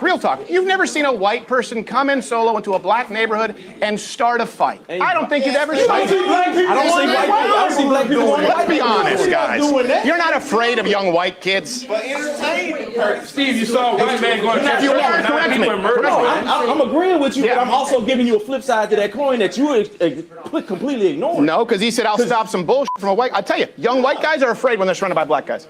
Okay, but don't come around black I'm guys. afraid when I'm surrounded by a bunch of white men. I'm just Like, not if gonna. you that I'm just afraid not of gonna allow my black people, feelings. I'm not. No, I'm not saying you. Dude, I'm surrounded. This could be an entire tornado of black fists raining on me for saying the wrong thing. Steven Crowder, I'm talking to boy that you talking about. The young white boy that I'm not even saying I wouldn't deserve I'm it. talking to him. If you're that scared of black people, don't come around black They're not people. scared. They're tired of it. Well, don't stay away from us. Great. You got your own. That's you got your own interesting. areas, Then stay don't ask there. them to pay for it. And we're No, not because oppressive. once again, So you're going to stay away but foot the bill. so you got to do that with everything And now else it's in the tax kid. Now code. it's the boodle, and nothing is Did it. everything- Stay away from us, but pay for us. Do you realize that Once guy's again, going to you're hate ignoring you? that other side of the coin. If we're gonna do that, if we're gonna give you that, then you got to go through everything, and you got to give us the same thing. We're not gonna pay for certain shit that we don't agree with. Can I ask you something real talk? While we're having real talk, why do young black men fight in packs? Oops. Why when we see a World Star video? Actually, I know personal experience. Young Asians fight in packs more than young black. No, I'm talking about every time I tune in. When I we used see to be this, a club bouncer, so I'm talking about video after video of a defenseless media, person on the bro. ground getting stomped That's by social media. 5 That's people. conditioning. That's something somebody propped up that wants you to see that represents black folks. So you And think that's the problem. you think it's equal across the board? That's the problem. No, I think it happens in any community. Do you think it happens more from young black men than young white men? No, it gets everybody more than black men. Do you think young black men commit violent crime more than young white men? Let's laser in. Do you think? Amongst each other, yeah. Do you Not think amongst that the populace. you're saying you don't believe the 12 times rate? Do you believe that young black men commit wanton violence against white men more than white men do against black men? No. Okay. Then we're never going to find common ground or improve because it's a You're reality. right, because you believe that. No, I know that. And I'm listening to the kids who are living that. It would be like me telling you in 1960s to black kids going, you don't know. Let me speak for you. You can't speak for those kids. It's what they're going through. Listen, I want to listen, but you guys need to listen to them too. This is not going to go well. I'm hearing you. I'm hearing you. But I'm telling you, I'm just asking, while I'm hearing you say that young kid is feeling this way, of course, I'm asking you to tell that young kid, consider the people that came before him. Hold on. The reason why we're in some of these situations is because historically we've had to deal with this shit forever. That's why he's getting his ass kicked at 7-Eleven. We didn't ask for none of this either. That's why we got here and had to deal with the historical ramifications of what happened all across the country. So all across the country, it's a reality. So when we're asking for it, it's invalid. But when he's asking for it, we supposed to listen. Okay, 19 of the top murder cities in the country are blue districts with exponentially larger black populations than the rest of the country. What's up, y'all? Chicago, Baltimore, St. Louis, Detroit, where I'm from, Los Angeles. No, 12 times the rate. I don't know if they're random, but more random attacks. In those cities, blacks are killing black people. You can say it's not. Black people are killing black people at way higher rates than those cities. Sure they Hold are. on. But they're killing white. Hold on. Wait, you rarely hear somebody fess up to black on black crime. That's crazy work right there. Don't you know you're not supposed to do that, man? This dude, man, you're not sticking to the script. You're not supposed to say that black on black crime is real. People at 12 times the rate that white people are killing black people. That's a fact. I think if that were true, Steve, we'd have a national outcry and the government will bring all their forces. You're about to get one. That's what I'm here to warn you about. You're about to get one. Steve, that's what You're I'm about saying. to get one, and I don't think you guys see it coming. No, it's coming. I see it, but what I'm telling you is you're not gonna see the exact. You're trying to equate the black crime to the white. It's not the same crime. Because conditionally, you're right. It's far more violent. Culturally, it's far we're more violent. totally You're right. different. Culturally, we've had to far deal more violent. with generation after generation of struggle and resistance. Man, get out of here with that. We've had to deal with that conditioning. No, we've allowed that. Y'all haven't. No, so we've there's allowed less that. fight in you. You're right. You tell that There's to a less kid in a fight you. There's wheelchair more who was fight getting in a us. pack of smokes. Huh? You tell that to a kid in a wheelchair for life who was getting a pack of smokes and was being white in the wrong neighborhood. See if that argument works, and then ask them to pay for reparations. Unfortunate things happen. Are people ever responsible for their own decisions? Now that's a good What I'm question. trying to tell you is young white people are going, we're tired of being blamed for racism when we're getting beaten up, we're getting killed, and we don't have any affirmative action or DEI, and they're saying we need to actually have a conversation here. Okay, I hear you. I don't know, go to World Star, go to BET, go to any single rap track. With the black beating up the white Because it's not coming across your algorithm because the system is going to show you stuff that relates to you. Are we going to act like World Star is just a nightmare I had at some point? Those young white kids are going to see stuff that relates to them and their point of view. So if they believe that they're being hunted, they believe that people are out to If you want to get see them, one, go to the they gonna Spirit see more Airlines stuff terminal. that supports that. That's the algorithm. That's That's why I say crazy. stay off of social media. He's That's a bullshit. Spirit Stay Airline. off of social media. It's not an algorithm. Think for yourself. I agree. Live. That's why I'm experience here. out here. Talk to people that's different from you and talk to them. And I figure out agree. where they coming from. He's I agree, literally but I don't there hear a lot doing of that. You listening gotta from- listen to them too. I am listening. I don't hear a lot of listening to young white kids. And I believe You just say that's not true. You go on I to didn't college say that. campuses. I never you said do that. have a pulse of that generation. I don't doubt that. But what I want to think, in my estimation, this is what I've observed. We're the fuse for the fight that's inevitable. We're not necessarily the problem, but we're the fuse that's trying to get lit. What? There's a sect of white people that are trying to start fights or start a revolution against black people to fight the fight that they really want to fight against other white people. What are you talking about? That's what keeps getting tossed to the side and covered up. See, we're just the few. Once again, there's not enough of us to make an imprint in this country if it popped off like that. There's not enough of us. So we're the trigger. That's why you see the random outbreaks of violence when it is a lot of times white on black. It's to get the black people riled up and mad at white people so that we can go and do something to negatively affect That's why I say a white community. What are you talking about? Okay. Now, in the midst of them beating or trying to destroy us, now they can go fight the fight that they want to fight. Just like the thing with your man Charlie. That dude was mad about, like you said, he was in love with the transgender dude. He wasn't necessarily mad at Charlie, but Charlie was saying some things he ain't like. So he took it upon himself to kill this man for saying something that he didn't like. We didn't have anything to do with that. I didn't say you did. I know you did. I know you did. I'm not saying you did. But a lot of people No, they didn't. And I'm gonna tell you, and People listen, are not blaming hold on, Charlie Steve. Kirk on the black That's community. the part right there. Yeah, nobody. Come on, man. Hold on. So do you what I was saying. think you think white people are blaming Charlie Kirk's death on the because I just on the that black was, community? It was precipitative. What happened Okay, I'm was, listening. after that happened, the two young men that went to Tennessee State set up in Charlie's, in his model, his MO, we want to have the debate. Illegal aliens got to do this, and DEI got to do this. Now, why would you go to a black college, which Charlie didn't do? That wasn't his thing. He was going to big PWIs, go and sit down with the big schools. Why would these two guys go now, with the country in the state of upheaval that it is, go sit on this campus with no permits? With no permits to They go didn't need to, though. have a debate with people that didn't know they were coming. Why is that a Why problem? would you? It's a problem because number one, you didn't get the permit. You didn't even go to proper. You don't have to have a route permit. But It's a free. secondly, It's a public school. At the time that What? What is it gonna do? You were going to incite. You were going to incite. I go into liberal unrest. campuses. I go to lesbian You were colleges. going to incite unrest. This was Tennessee State University. Yeah. Sure. I'll tell you what. Let me go. HBCU Let me in go. Tennessee. We got a folding table in the back. I'm gonna take that table. I'm gonna go over here to this Jewish synagogue up here off the tollway, and I'm gonna go sit down and I'm gonna start saying disparaging things against them. Do you think I'm gonna be allowed to sit there and stay there? No. Oh, They're gonna why would you escort not? me out of that building. Well, right? sure. If it's private property, yeah. Yeah, exactly. So But hold once on. again, But are you those saying they guys- had an anti-black sign? These boys? Those guys said illegal, something about illegal Deport all immigrants. illegals. So and DEI is the devil. Deport all illegals. DEI is wrong, or something like that. Yeah, DEI is the devil or DEI. But what they did that to go and try and incite that group of people. No, they Once went there again, for the same reason I'm here, to have a once again, conversation. that's white people going over there bothering black people. But you see how you. That's white people going bothering black. Then why wasn't? Let me ask you this. Before They should you- get a permit. I agree. They should get a permit. They don't need a Before you- permit. Why they didn't have their ass there the month before Charlie Kirk got shot? You know why? Because they didn't give a fuck about Tennessee State. They just wanted to try to go somewhere to incite some unrest. Or maybe With they some went there people because they that want to have a wasn't bothering them. Hold on a That's just second. like Hold on a that. second. Would they talk with anyone who would sit down at the table? Wait, who, those guys? Yeah, would they? I don't know. They didn't get to talk. Well, that They doesn't ran seem them like off the incitement. campus. They ran them off the campus. They did get to talk, and they were talking to anybody that would come to talk to them. It's a public school, so they can go do that, and they don't need a permit. I was wrong, even when I said it initially. And they've been doing this. They had been doing this before, so they didn't just start doing it. If my understanding, they had, I think it's called the Fearless Tour. They had already been doing this pre-Charlie Kirk and pre-Tennessee, that Tennessee outing. So it wasn't the first time they did it with Tennessee.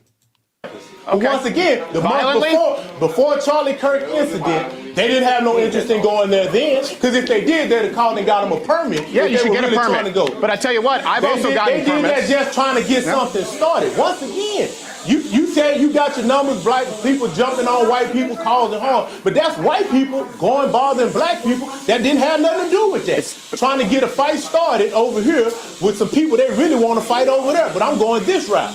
How about instead of fighting, you talk with them? Right. What? You know what? You get your permit, you come back, you announce that you're going to be here on Tuesday the 17th, and then we'll set up, and then you have that. You don't just show up in the midst of this. Once again, like he said, Why not? HBCUs are on high alert now.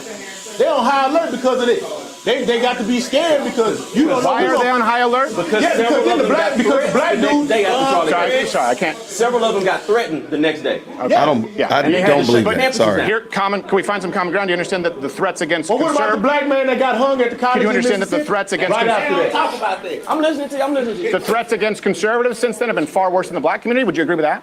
I don't know, because I'm not a conservative, and I don't pay attention to the threats Okay. against conservatives. Yeah. No. But I Yeah, do the pay threats. attention to the threats against HBCUs, Sure. especially Southern University. Yeah. And they received one after something that didn't have nothing to do from with a race because they were black. They received a threat directly related to the Charlie Kirk thing. How so? I don't know. I'm not familiar with it. That was the information put out. We received a threat to the campus relating to the Charlie Kirk incident, and we're shutting campus down. And it was 6 different HBCUs the next day that got the same But threat. do you mean related 6 different someone who would be agreeing with the shooter's ideology or Charlie Kirk's? We don't know. No, that's what I'm saying. Well, doesn't that matter? My question is, what does any of that have to do with anybody at an HBCU? All right. Why is 6 HBCUs going on lockdown the next day behind what happened in Utah? Well, every school was on lockdown, and so were churches. Not every school. Oh, yeah. SMU wasn't on lockdown. right here, just the church had to go into lockdown. Is that a race thing? SMU wasn't though. I don't know if SMU was. I know that they. I know they were. Not they every cut out school last was. night. Not every HBCU was Do you either. really think that since Charlie Kirk, it has impacted the black community more than any other community? I didn't say He's that. trying to be I just victim. said, why are we getting any impact? You shouldn't be getting anything. That's my and Charlie question. Kirk shouldn't be shot. So my question is, well, how is this? What is it? How is this relevant? well, because once again, that actually happened. There's real stuff that happens, and, Sure. and it creates other tensions that people start talking about. Like, Okay. when the young man is found hanging on the campus a couple of days after that, like, there's all kinds of. See, all that did How was did that activate happen? That's pockets terrible. and cells, activate pockets and cells And of unrest. different things start popping up. And, I understand and that, yeah. There's a lot, especially in like Tennessee. There's a lot of them backwoods militia boys that's waiting on some shit to pop off. Nah, But it's you're not even more close. worried about backwoods hillbilly up in Tennessee militia boys than you are about actual YNs in your own neighborhood. Okay. Let me look. This is one thing that kind of I know pretty well. You know, Charlie Kirk was hunted. Charlie Kirk was hunted. I agree I believe There's that. one other man as hunted as him, right? And it's me. I agree with that. And so, yes. I agree with that. He was being. There was he was there, gonna you be have to a edit this, but there was literally a man arrested in Maryland last week who was coming for me, who had the means, the location, the ability, I believe and a disturbing ties. believe it. So, I will tell you this. Conservatives, people like Charlie Kirk, who, by the way, he was maligned as racist. There wasn't a racist bone in his body, if you agree with him or not. And by the way, I disagree with him in a whole lot. The fomenting of racial division and hatred is, and also gender division and hatred, LGBTQ, throw it all in, right? But he was accused. Throw it up. But yeah, Right there. he was called a Nazi. Right there. He was called a fascist, a homophobe, a racist, and that's why people were inspired to kill him, because they thought he was hateful. That's why I'm having these conversations, because he wasn't hateful. Right. But he was hunted. Someone went out and said, I want to shoot a white conservative because of who he is and because of his views. And I'm number one on that list. I've had to be on the phone with the FBI. I've had to be on the phone with multiple intelligence agencies, because this is not, you're seeing the one that got through.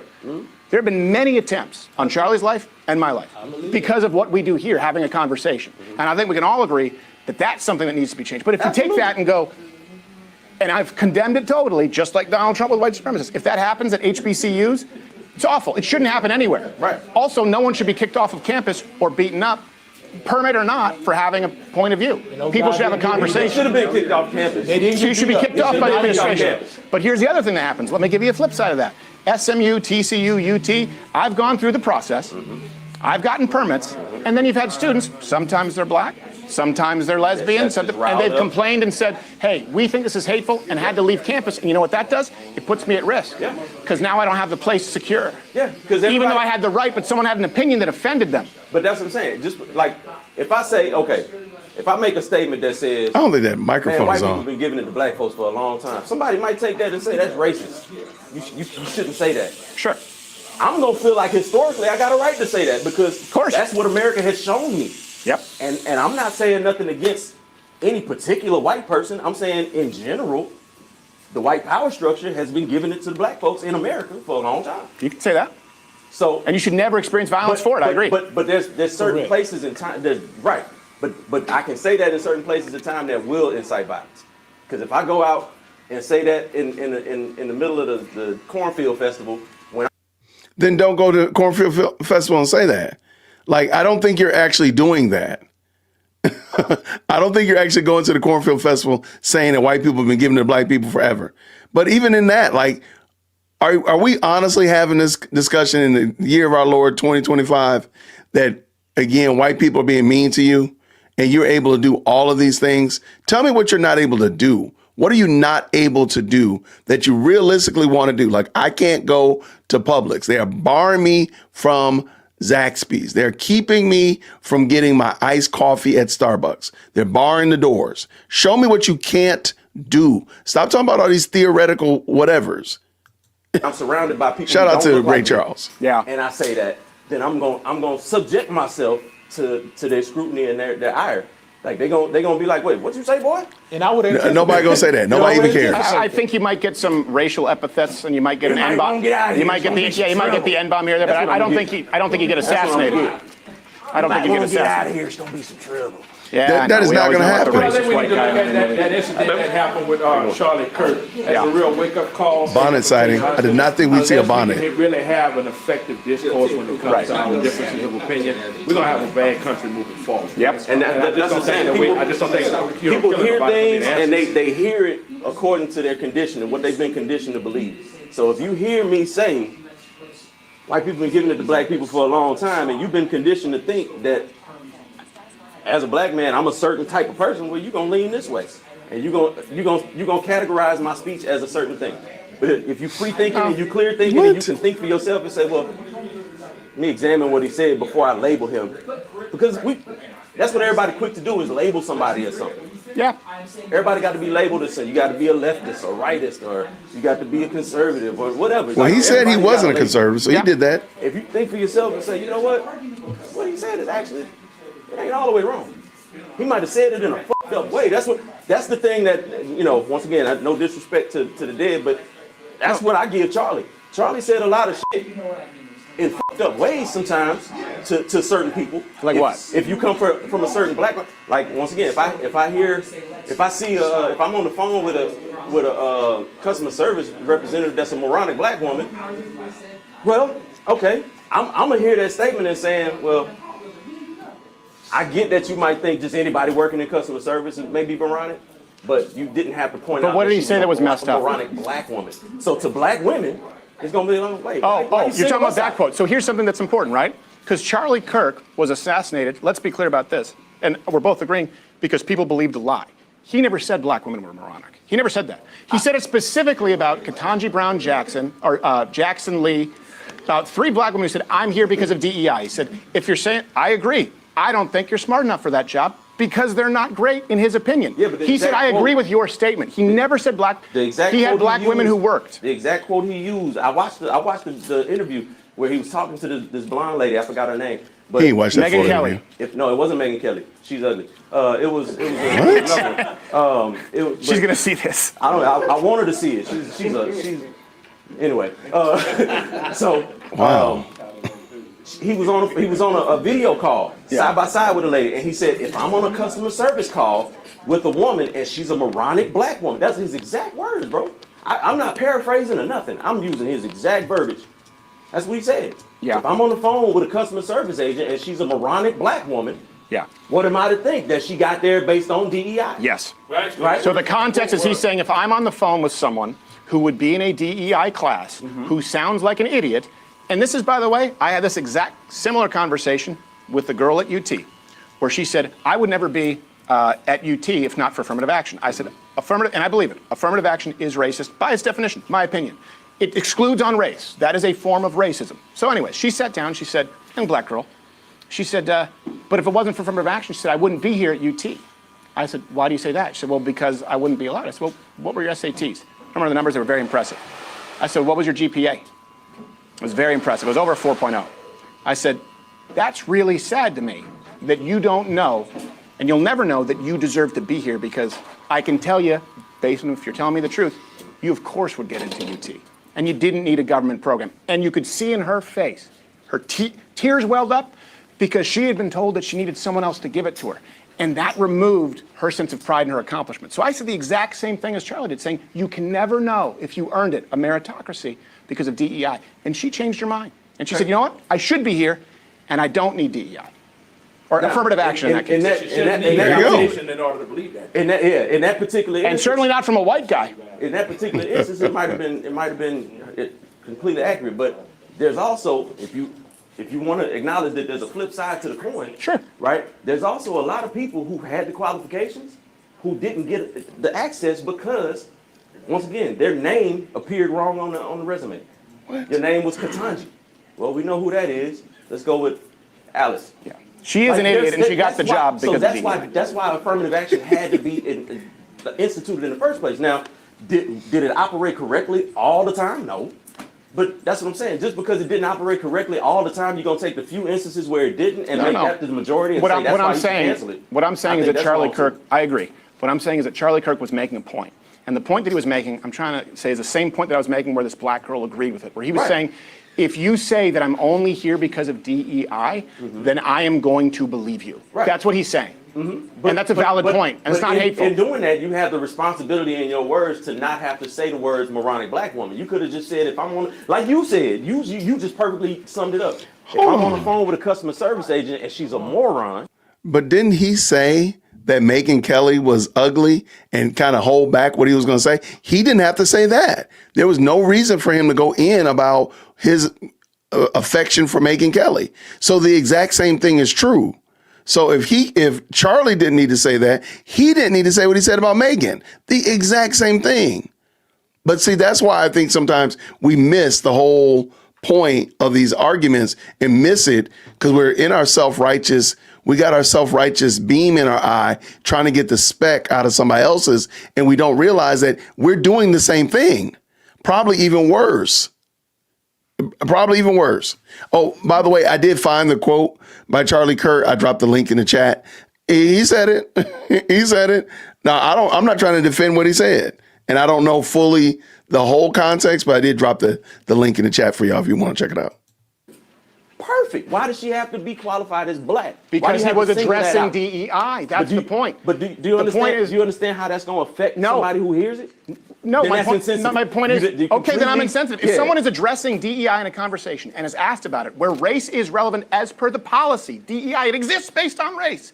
You can't blame someone for acknowledging the race in criticizing the policy. But the policy was created because race was being used to exclude. Fine. Then don't say that it's wrong for him to acknowledge the race. He was making a point about a race-based initiative. But you see, that's why he included the race. You see the choice in words he had to use? And once again, our responsibility in our choice of words is what creates a response in other people.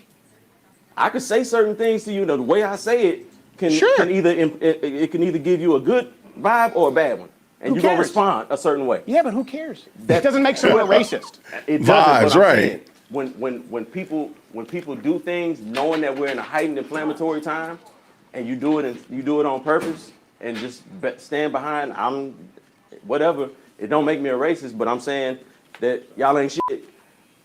Whatever. But he never said that. Whatever. That's just that matters because believing those lies is why someone killed them. Women in a certain context, and then I'm not expecting nobody to get upset by that. Let me just, because Charlie Kirk is a big thing. Let me just kind of, maybe if you could just listen to this, because this is important, and I've been through it, and you're just seeing the actual murder that got through. Right. I mean, I've had concrete milkshakes, someone tried to bash me with that with a rock, I've had people try to firebomb my car, slash my tires, I've had terrorists show up from Yemen by way of Sweden until the local PD showed up. Like, actually, I'm on the ISIS kill list. Yeah. It's a real thing. Charlie So was all going the through stuff it. Dr. King and Malcolm X was dealing with. Go ahead and finish that. Sure, great. Yeah. So, I think it was but wrong this that he is in was taking real probably time, though. That's the thing. We don't need to go to history. We can you literally have somebody in front of you. So you didn't, that young guy right there, Uncle Luke, he didn't deal with Malcolm or deal with Martin, but he has Stephen right here in front of him. Talk to this guy right here. Nobody cares. I'm not trying to say nobody cares about that, but that's not relevant to the discussion. CIA involvement too. I think we probably all agree on that. That MLK, right? Yeah, Absolutely. it's wrong. Yep. We can say it's all wrong.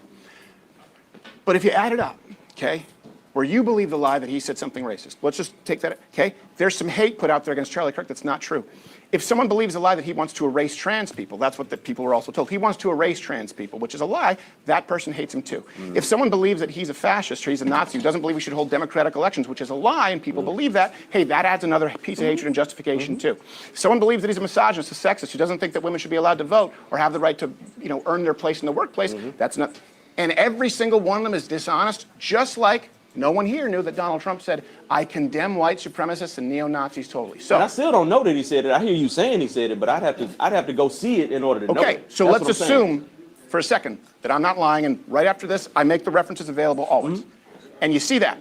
And let's assume that I'm not lying and Charlie Kirk wasn't racist. And let's assume that he didn't want to commit genocide against trans people. And let's assume for a second that I'm not lying and there's a 12 times murder rate from black toward white people as opposed to white toward. Let's assume that I'm not lying about any of this because I'm kind of good at it and I know these numbers and it's what I do. Wouldn't we acknowledge that, hey, why? Why do so many people believe these lies? I guarantee you this right here, this conversation, you will read in the media that this was racist.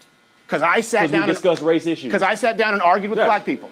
I've been accused of being a Nazi because of sitting down and having conversations. They said, well, you should know that's offensive.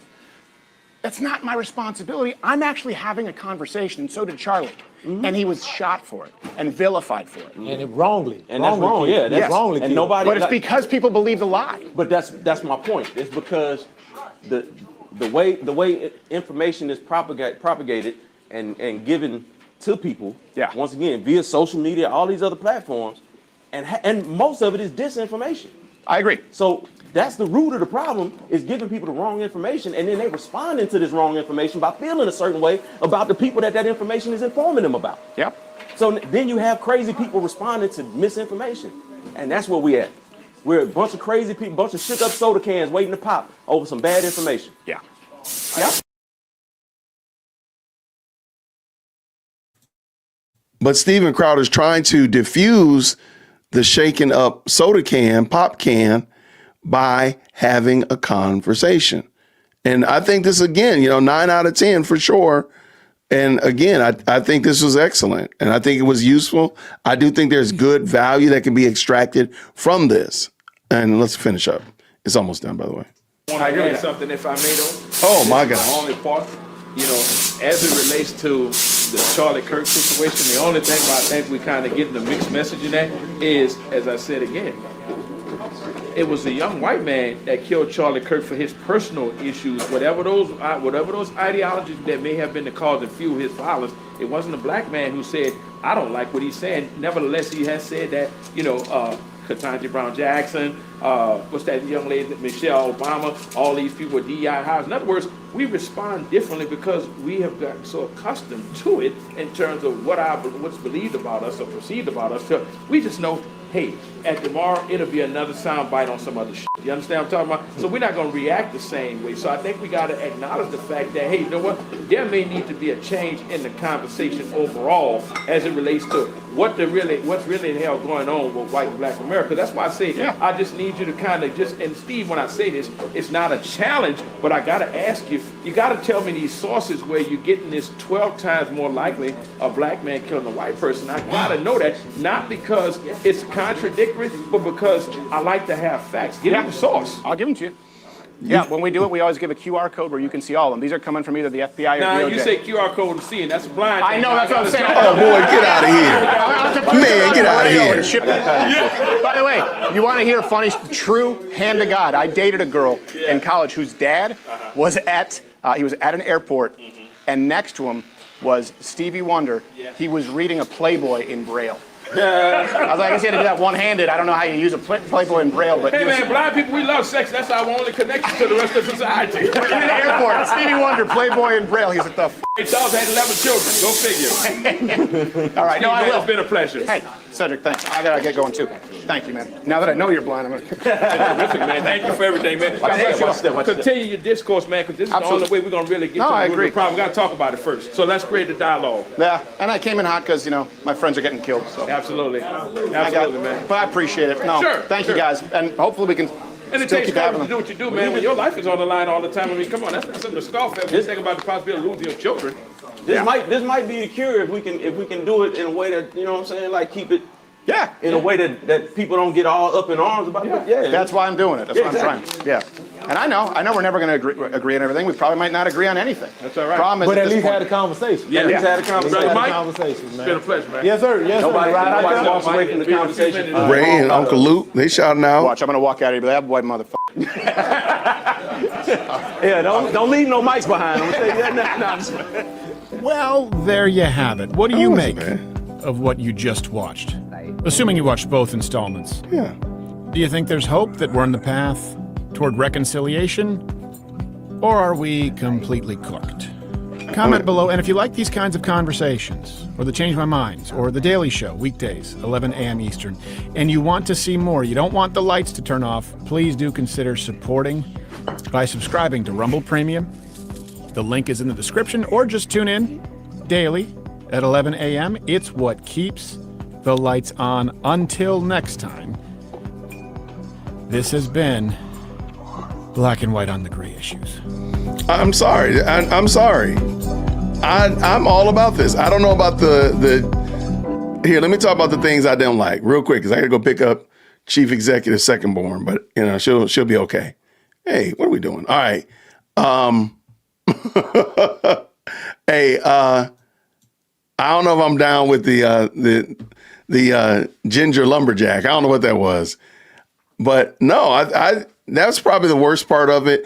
And as I said before, I said this in the first one, I really think Steven Crowder should talk directly about what's going on in that neighborhood specifically. He should talk about their schools, their banking, their economics, their crime, their drug rates, all that kind of stuff in that neighborhood, because that's what's affecting everybody that was walking through that door or sitting down in a chair getting a haircut. Besides that, though, and maybe...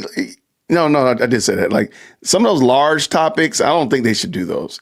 Stick with the smaller topics that are, again, just directly in that neighborhood. Besides that, though, that, hat tip, I take my hat off to him. That was excellent. I'm glad he went there. I'm glad that this is what those fearless debates should be like. This is it. Like you have somebody talking, listening. You have somebody listening, talking. And it's just back and forth exchange. Now, granted, there's a house full of people. That was very civil. I've seen barbershops way worse, way worse. So no, I thought that was super. That was dope. Again, shout out to Steven Crowder. Yeah, I have nothing to complain about. I think that was excellent. I think the people there were super informed, and definitely back to my first point, though. I think if Steven Crowder had made it really about the neighborhood and really about the fathers and the men in that room, I really think he would have even dug in deeper, because, hey, everybody's got kids and we're all concerned about our babies. Like I'm thinking about how fast I need to drive to go pick up Chief Executive Second Born. I don't want her outside waiting for me at all. So everybody's got kids. Everybody understands that. He would have drew more of them in, I think, in my opinion. But besides that, though, the way it's done, if that's the only way he could do it, then still 9 out of 10. That was cool. I really appreciate it.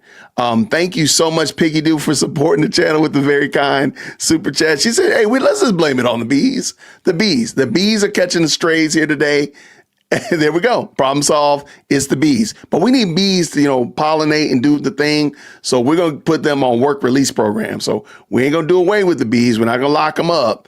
But they are guilty, but they got to go do some hard labor. That's what we'll do. Put them on hard labor, get out there and pollinate and do the things that the bees do, so that we can keep living. Shout out to everybody who stopped by today. Again, this was a super impromptu live. It's just my way of saying thank you. Thank you for watching the videos. Thank you for being a part of the best live chat on the internet, the most electrifying comment section on the internet. Thank you so much. Thank you for dropping your number in there when you hit the like button. All that kind of stuff like that. It means so much. I'm glad y'all like to rock with me. I'll just give you a heads up tonight. We're going to be talking about Umar Johnson and that terrible, horrible video of him going around the abandoned crack house cleaning the restrooms. We're going to be talking about that. I'm going to call it Friday Night Frights tonight.